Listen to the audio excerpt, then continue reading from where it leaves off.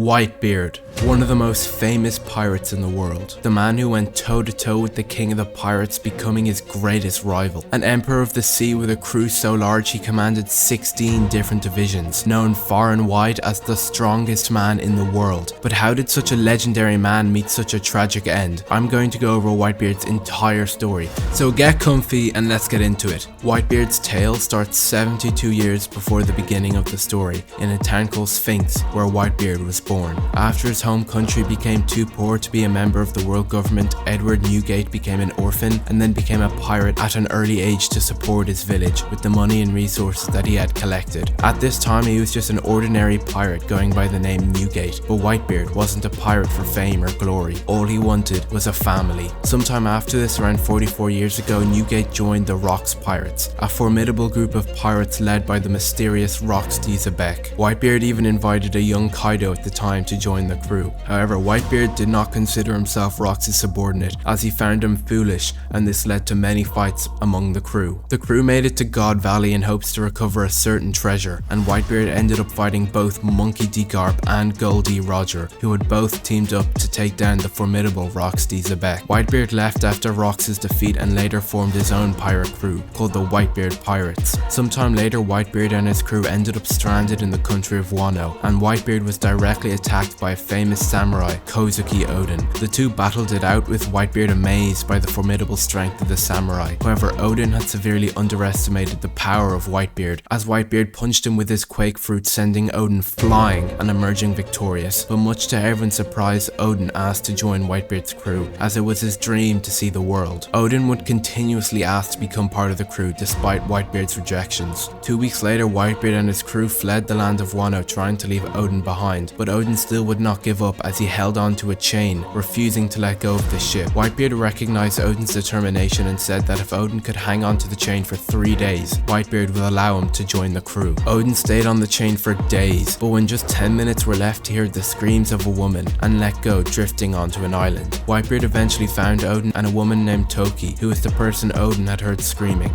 They were being confronted by Karma. Whitebeard defeated Karma and finally allowed Odin to join his crew. 2 years later, Whitebeard's crew had grown substantially, and he split up his crew into different divisions and appointed Odin as the 2nd Division commander. Whitebeard eventually found himself face to face with Marshall D. Teach, an orphan begging to join Whitebeard's crew. Whitebeard felt bad for the orphan and let him join despite the disapproval of his crew, but little did he know the repercussions of his actions. Whitebeard had made a fatal mistake. A few years later, Whitebeard noticed an island in utter chaos as animals ran rampant. The crew docked and entered the island, only to come face to face with the famed Roger pirates. Odin went charging in first to see what the legendary Goldie Roger was made of, only to be swept aside like nothing more than a mere insect. Whitebeard then followed up, and the clash had begun as these two legendary pirates met face to face. The clash was so intense that they had split the heavens with their conqueror's hockey. The Whitebeard pirates and the Roger pirates fought for 3 days continuously before calling a truce, and then they even exchanged gifts. Roger told Odin and Whitebeard about his plan to reach the final island in the Grand Line, even asking to borrow Odin, as Odin was able to read the road poneglyphs. Whitebeard did not agree, but Odin accepted his request and joined the Roger pirates despite Whitebeard's disapproval. The Roger pirates ended up succeeding, even finding the One Piece, and Roger was named King of the Pirates. However, Roger had become ill and met with Whitebeard before his demise. During the meeting, Roger and Whitebeard discussed the mysterious will of D and the history of the world. Roger then gave himself over to the Navy and was shortly executed for his crimes of piracy, ending the tale of Goldie Roger. After Roger's execution, another pirate, Shiki, broke out of Impel Down. Shiki was a very powerful pirate and was once aboard the Rocks Pirates with Whitebeard. Shiki proposed an alliance, knowing that their allied power could turn the world upside down. However, Whitebeard refused and even threatened to throw Shiki overboard. Shiki then told Whitebeard that he was planning something big, before going into hiding,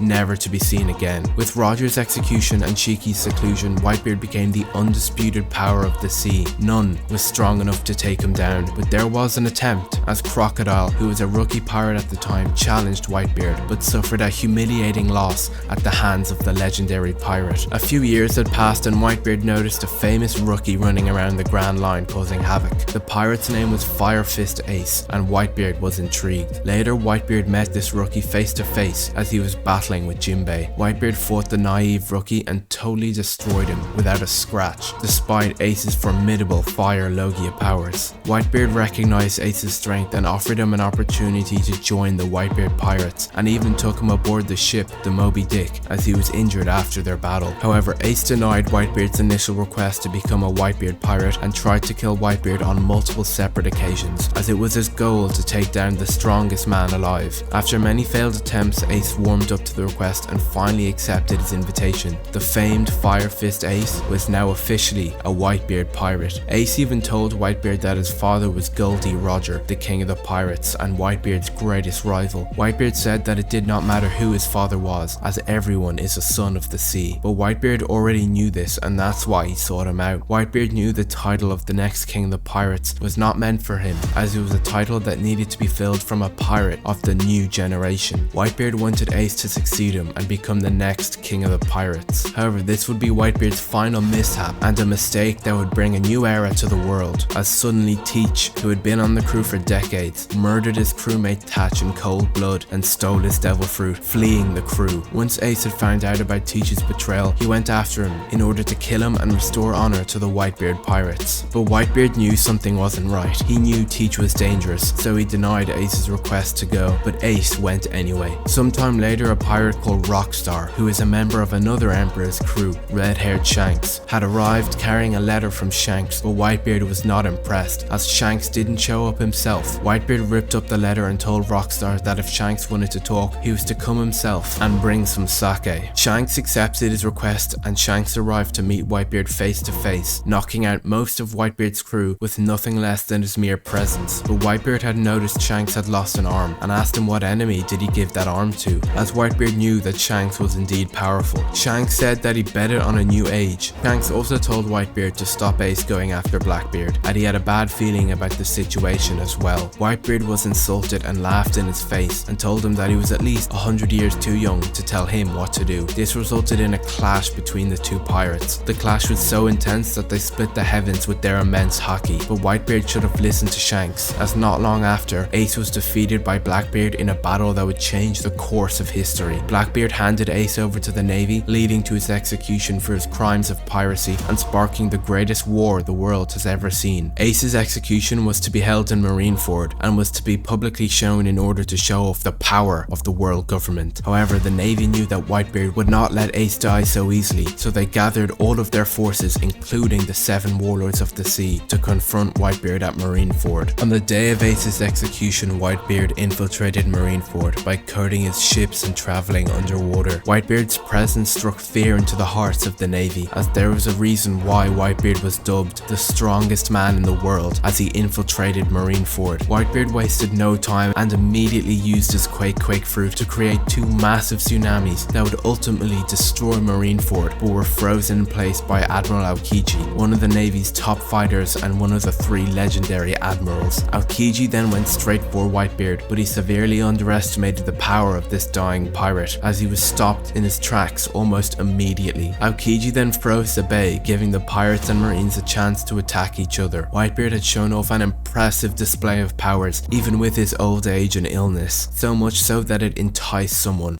who was also known as the strongest. Hawkeye Mihawk, the strongest swordsman in the world and one of the 7 warlords, stepped up to test his strength by launching an attack directly towards Whitebeard. This wasn't even worth his time, as it was countered by Diamond Jozu, one of Whitebeard's commanders. But the Navy would not take this lying down, as Admiral Aokiyunu, who is regarded as the most brutal and powerful marine, stepped up. He created huge molten magma meteors that would come crashing down from the sky, decimating all but one, as Whitebeard caught a meteor with his sword and then proceeded to blow it out, completely insulting and humiliating the respected marine by saying he should light the candles for his next birthday party, calling him a magma punk. And so the chaos ensued, the world's greatest pirate and his allies versus the entire world government. It was truly a war fit for the ages, a war that would go down in history as the war of the best, as each side clashed furiously, with Oars a giant making landfall in a desperate attempt to save Ace, but was stopped short by the 7 warlords of the sea. But then suddenly something happened, something that would shock the entire world, and something that could only be described as fate, as a ship fell from the sky carrying the likes of Crocodile, Emporio Ivankov, Boogie the Clown, and the main character himself, Monkey D. Luffy. However, the group's intentions were not all the same, as Crocodile wanted revenge for his humiliating defeat all those years ago, but he was stopped by Monkey D. Luffy, who said he's not gonna let him kill his brother's captain. Whitebeard asked Luffy why he had come to Marineford, and Luffy replied by saying that he was here to rescue his brother Ace. Whitebeard asked him if he even knew who his crew was up against, and that he would do nothing but get in the way. Luffy then responded to the famed pirate by telling him to shut up and that he knew nothing about him. This interaction shocked the entire war and briefly drew it to a stop, as no one thought that this little rookie pirate had the gall to talk to Whitebeard in such a way. But Whitebeard respected Luffy and his decisions, and they became allies. Luffy even told Whitebeard what he heard on the ship's radio, that they were going to throw out the schedule and execute Fire Fist Ace immediately. Whitebeard took this into account as he knew the Navy's Fleet Admiral Sengoku was smart and he was planning something. Luffy then went charging into battle. One rookie pirate, Daredevil, had taken the lead and had completely turned the Whitebeard pirates into a new army. Sengoku knew that Luffy was going to be trouble, and so he made an announcement that would shock the entire world. He revealed that Luffy was the biological son of the worst criminal in history, Monkey D. Dragon. This news shocked everyone, including the 7 warlords of the sea and even Whitebeard himself. However, no one could have expected what would happen next, as Squard, one of Whitebeard's allies, was manipulated by Admiral Aokinu by saying that Whitebeard had made a deal with the Navy, that his entire crew would be slaughtered in return for Ace's freedom. Squard believed him, as it was known that Whitebeard was looking to make Ace's successor and the next king of the pirates. Squard then approached Whitebeard and did something not a single soul could predict, as he stabbed Whitebeard directly through the chest, shocking everyone and bringing the war to a brief halt. However, Whitebeard cared deeply for his subordinates and explained to Squard that he had been manipulated and that he deeply cared for Squard and even forgave him. Whitebeard then brushed off the wound, as it was time for Whitebeard to be on the offensive, as he charged into battle and clashed with John Giant, a marine captain, but his giant body would not save him or give him any advantage against the man known as the strongest, as Whitebeard unleashed a massive earthquake that tilted the entire island, but the Navy countered by encircling all of the pirates within huge steel walls. The pirates were like lambs to the slaughter, and Whitebeard unleashed a powerful shockwave against the wall, but it only damaged it slightly, as Whitebeard was weakened due to his old age and illness. Whitebeard was no longer the man he used to be, but there was still hope, as Horus the Giant, who had fell at the hands of the 7 warlords, stopped one of the walls from going up due to his giant body, and Aokinu rained down magma,